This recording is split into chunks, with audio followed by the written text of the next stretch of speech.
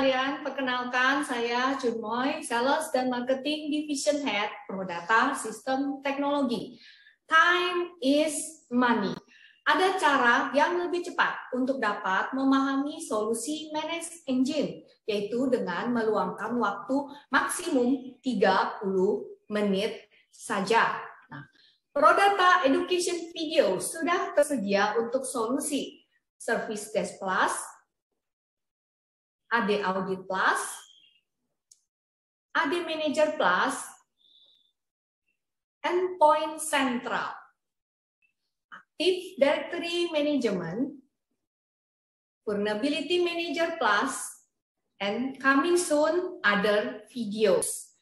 Semua presentasi kami dikemas dalam bahasa yang mudah dipahami. Tunggu apa lagi? Let's get started.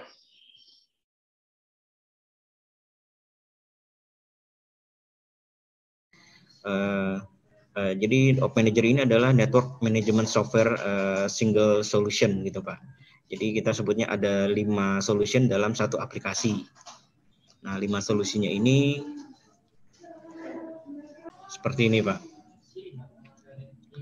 Bisa kelihatan ya Pak ya, ada 5. Jadi pertama dia fungsi utamanya yaitu network dan server monitoring. Lalu fungsi kedua untuk bandwidth analisa. Ketiga untuk menganalisa firewall activity, keempat untuk manajemen konfigurasi, lalu yang kelima untuk manajemen IP dan switch port, seperti itu Pak. Mungkin saya jelasin sedikit ya.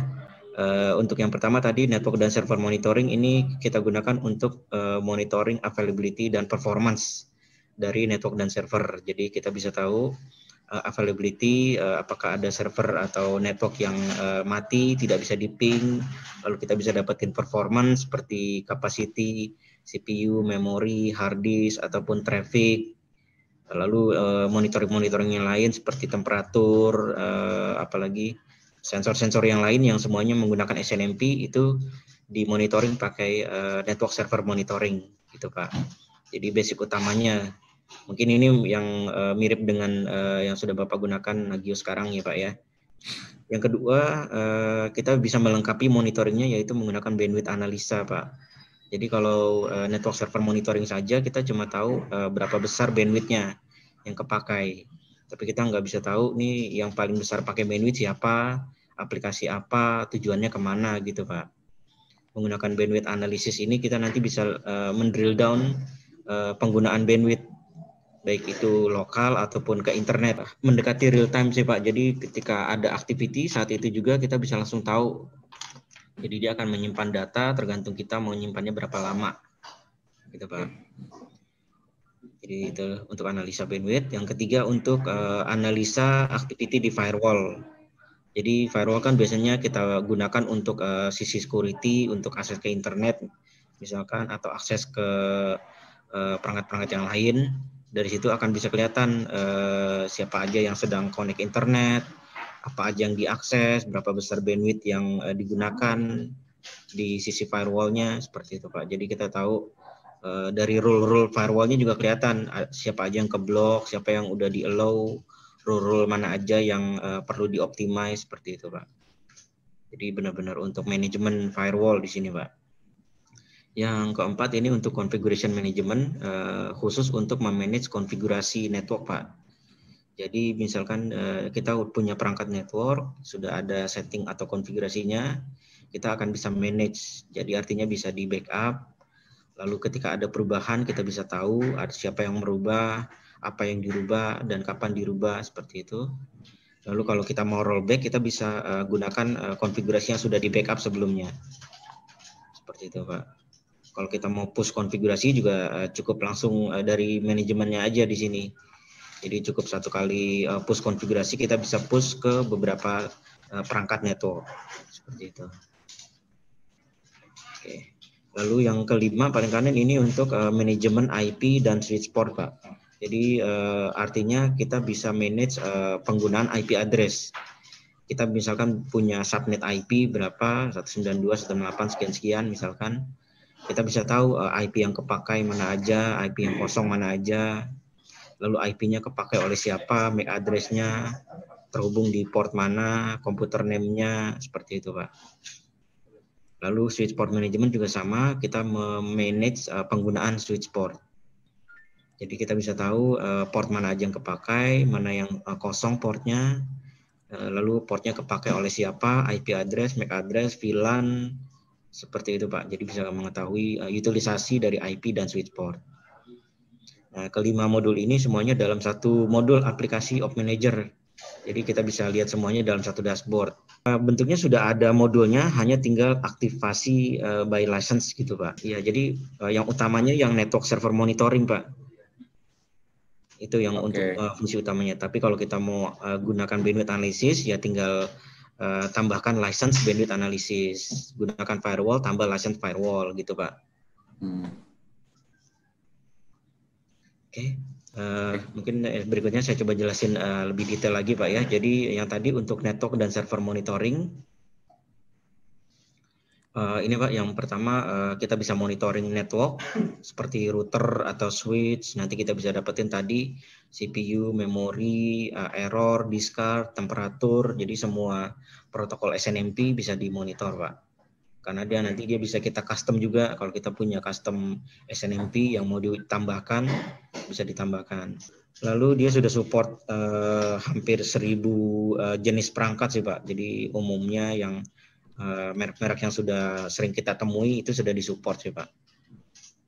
Namun nanti juga bisa kita menambahkan lagi kalau memang ada perangkat yang belum ada di dalam template-nya seperti itu. Oke. Lalu tadi untuk monitoring kita bisa memonitoring bandwidth interface juga. Lalu tadi Pak, kalau mau menganalisa ya kita harus menambahkan modul yang tadi bandwidth analisa atau NetFlow namanya Pak. Nanti kurang lebih untuk NetFlow-nya bisa tampil seperti ini. Ini contoh aja Pak. Jadi kita bisa tahu aplikasi apa yang paling besar, siapa yang menggunakan bandwidth. Ya, nanti NetFlow ini hitungnya per interface Pak yang mau dimonitor. Karena nanti kita bisa lihat trafficnya per interface. Berikutnya ini lebih ke monitoring yang lainnya, seperti kita bisa monitoring end user juga. Integrasi bisa juga dengan access point Pak, misalkan dengan controller pakai Cisco WLC atau Aruba misalkan, nanti bisa monitor penggunaan traffic di sisi access point juga Pak. Lalu yang tadi solusi yang ketiga yaitu untuk firewall analisa atau firewall management. Tadi kita bisa mau tahu activity yang terjadi di firewall, aplikasi apa saja atau website apa saja yang paling sering diakses. Lalu kalau ada sisi security akan bisa menganalisa juga, misalkan ada terjadi attack, ada terjadi informasi-informasi yang berhubungan dengan security gitu Pak. Ya sudah ada reportnya dan kita bisa tahu di sini di dashboard dan report-reportnya Pak. Lalu yang keempat tadi untuk manajemen konfigurasi. Jadi ini tujuan utamanya kita bisa maintain konfigurasi. Kita bisa backup, misalkan seminggu sekali kita backup config-nya. Nanti kita bisa kelihatan kalau ada perubahan-perubahan. Nanti bisa kirim alert juga, notifikasi ke email, SMS, atau nanti bisa setting ke Telegram Pak. Kita juga sudah support.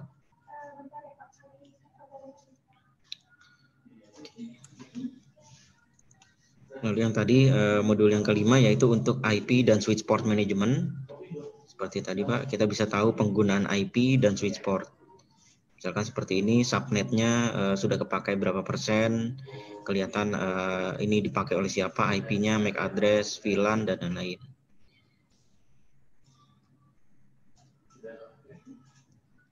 Ya, begitupun dengan penggunaan di switch port Pak. Jadi mengetahui di switch kita sudah port berapa saja yang kepakai, berapa yang kosong. Bisa kelihatan IP, MAC address, VLAN, status, dan lain-lain.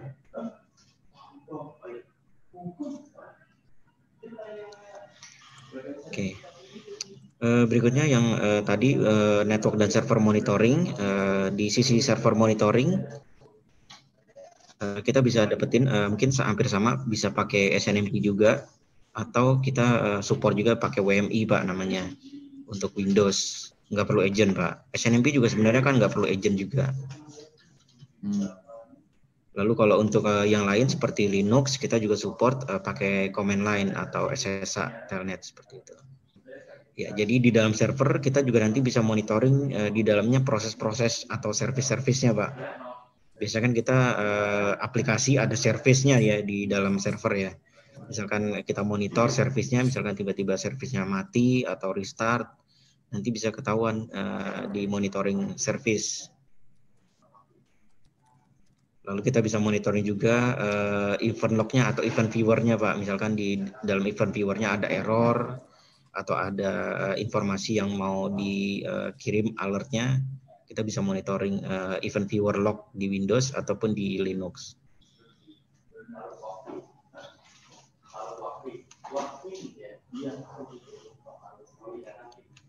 Oke, kita juga support untuk server baik itu fisik ataupun VM Pak.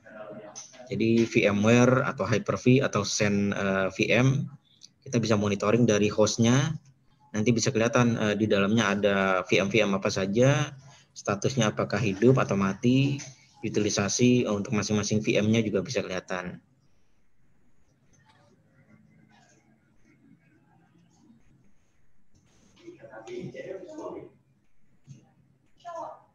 Oke. Berikutnya di dalam Op Manager menyediakan untuk fault management Pak. Ketika terjadi satu problem atau monitoringnya mendeteksi satu masalah, kita bisa beberapa informasi yang bisa kita jalankan. Pertama, kita bisa lihat di alarm di dashboardnya, pastinya kita bisa tahu kalau misalkan ada yang mati, misalkan CPU-nya penuh, hard disk-nya penuh, atau tadi traffic-nya penuh, bisa kita dapetin di dashboard alarm. Lalu bisa kirim notifikasi juga ke email, SMS, atau ke messaging Telegram. Seperti itu Pak.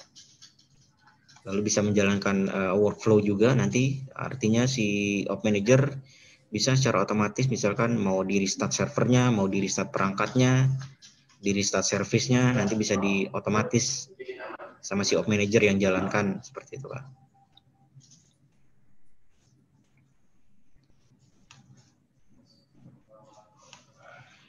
Nah ini nanti untuk action notifikasinya Pak, bisa kita support untuk kirim ke email, SMS, lalu menjalankan misalkan ada aplikasi yang mau di-trigger, kita juga support integrasi dengan ticketing, jadi nanti setiap ada kejadian akan jadi tiket di sistem ticketing.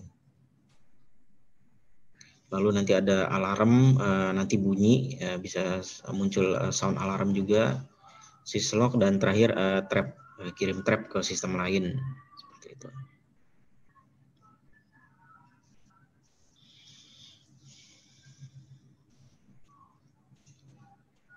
Oke. Selanjutnya untuk manajemen alarm atau fault management disediakan untuk threshold Pak. Tadi misalkan kita sudah monitoring CPU, memori atau hard disk misalkan, kita mau tahu ketika dia mau penuh, nanti dia akan send alert. Nah, itu untuk bisa dia send alert ketika mau penuh, kita set up threshold-nya di sini, Pak. Jadi disediakan ada 3 level, ada attention, trouble, dan critical. Jadi misalkan attention-nya kita set 70%, trouble-nya 80%, critical-nya 90%. Jadi nanti ketika CPU, memori, hard disk-nya penuh, nanti dia akan muncul attention, trouble, dan critical.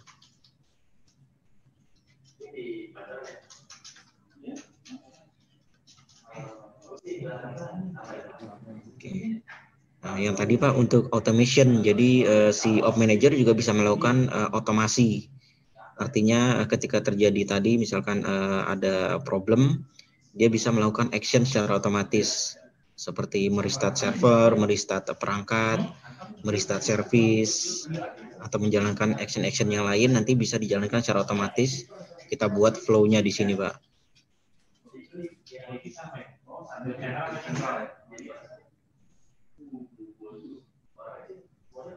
Oke, kita lanjutkan. Berikutnya dia juga bisa memproses tadi event viewer dan syslog. Jadi misalkan kita mau tahu di log di server Windows atau log di perangkat ketika ada yang error lognya, nanti dia bisa membaca. Kita buat filternya di sini, Pak. Nanti akan muncul alertnya ketika dia ada mendeteksi log yang error.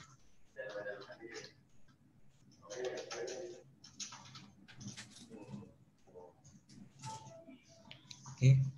Berikutnya ini disediakan juga beberapa tools tambahan bisa digunakan untuk troubleshooting atau diagnosis seperti SNMP ping, ada proxy ping, traceroute, atau WMI query.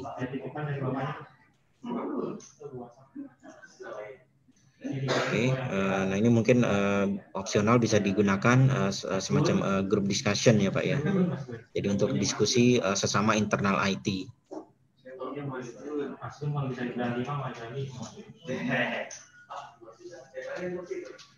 Lanjutkan.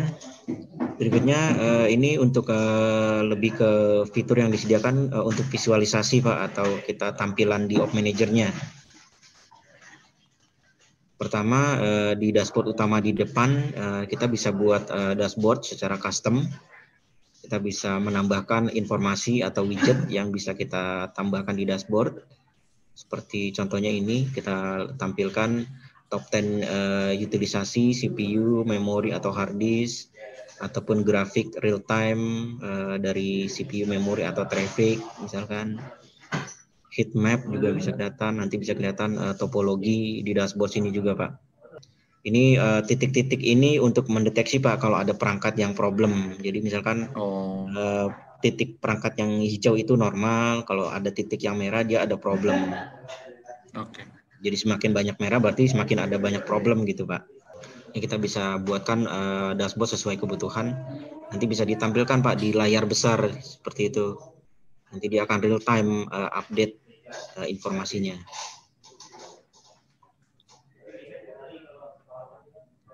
Oke. Berikutnya kita membuat namanya business view atau topologi network koneksi juga Pak di sini. Jadi kita punya perangkat yang saling terhubung, kita bisa buatkan dalam bentuk gambar di sini.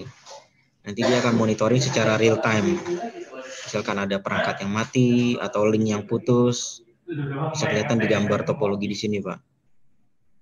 Kita bisa pasang juga tadi di dashboard, jadi kita bisa tampilkan di layar. Ini. Berikutnya juga disediakan ini lebih ke monitoring berdasarkan posisi perangkat di Google Maps atau Zoho Maps juga ada. Jadi kita lebih ke pointing posisi perangkatnya ada di mana lokasinya. Nanti juga akan real time Pak monitoringnya, ketika dia mati akan muncul berubah warnanya jadi merah seperti ini.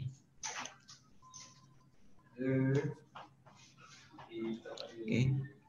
Berikutnya ini juga kita bisa buat men-scanning layer 2 maps Pak. Jadi si Op Manager akan melakukan scanning secara layer 2 untuk mendapatkan koneksi-koneksi dari satu device ke device yang lain.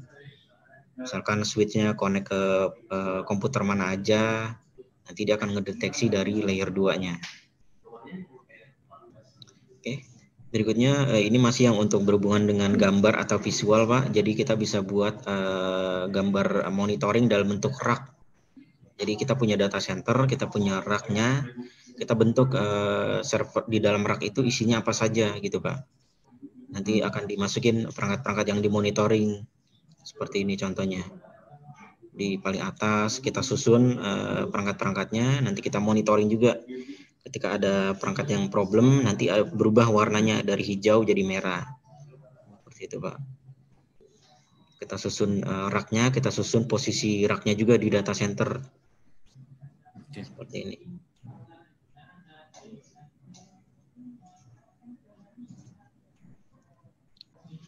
Lalu berikutnya untuk reporting Pak. Jadi pastinya setelah kita monitoring sudah berjalan, nanti kita bisa generate report. Bisa daily, weekly, atau monthly gitu Pak. Dan bisa di custom kita mau narik reportnya. Di dalamnya sebenarnya sudah ada report-report yang sudah bisa digunakan Pak. Sudah cukup lengkap seperti report capacity, availability, traffic, Jadi sudah tinggal gunakan aja reportnya dan tinggal filter aja, misalkan kita mau tarik dari tanggal berapa sampai tanggal berapa. Kalau kita mau tarik misalkan router saja atau perangkat-perangkat tertentu saja, lalu reportnya bisa diekspor ke Excel atau PDF dan dikirim ke email di schedule. Seperti itu, Pak.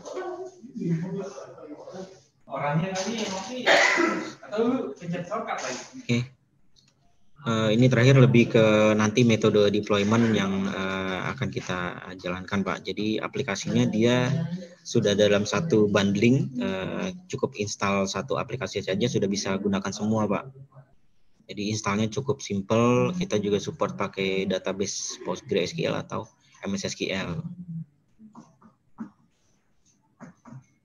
Oke, disediakan juga nanti untuk discovery, jadi kita nggak perlu masukin manual satu-satu perangkatnya. Nanti dia lakukan discover.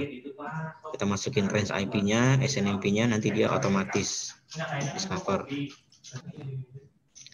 Lalu kita bisa discover juga service-service di dalamnya. Terus kita juga bisa mengkonfigurasi berdasarkan template. Jadi kita setting satu template, nanti dia akan sekaligus setting ke beberapa perangkat. Jadi misalkan kita mau standarkan untuk Cisco tipe sekian, kita standarkan semua settingannya, seperti monitoringnya, thresholdnya, dan lain-lain. Jadi kita bisa dari template aja gitu Pak, nggak perlu satu-satu settingnya. Oke, disediakan wizard juga, jadi untuk monitoring, jadi cukup ikuti wizard, kita sudah bisa setting dari sini Pak. Jadi cukup membantu untuk kalau kita masih belum familiar dengan Op Manager, kita bisa gunakan wizard juga, Pak. Oke, nah ini mungkin fitur-fitur yang lain, fungsi-fungsi yang lainnya. Seperti ini yang untuk versinya, Pak. Jadi secara versi sebenarnya kita ada dua, Pak. Ada profesional atau esensial, ada yang paling tinggi yaitu enterprise. Jadi secara fitur sebenarnya sama, tapi enterprise ini dia modelnya ada beberapa monitoring terpisah. Seperti ini, ada prop 1, ada prop server 2. Ini biasanya kita pakai kalau kita punya monitoring yang lokasinya berjauhan. Seperti prop server untuk di lokasi site A, prop server 2 di lokasi site B misalkan. Dan nanti kita bisa monitoring dari central server semuanya.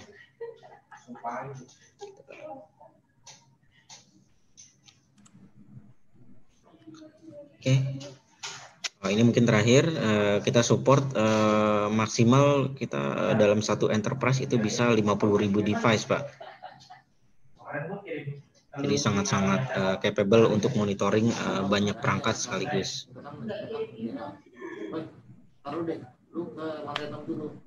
Oke, berikutnya yang lainnya disediakan opsi failover untuk misalkan aplikasi monitoringnya mati, dia bisa lakukan failover.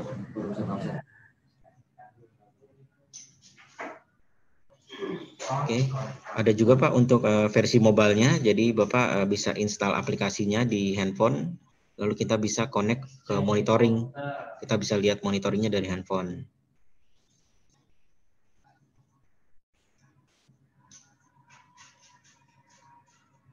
Oke.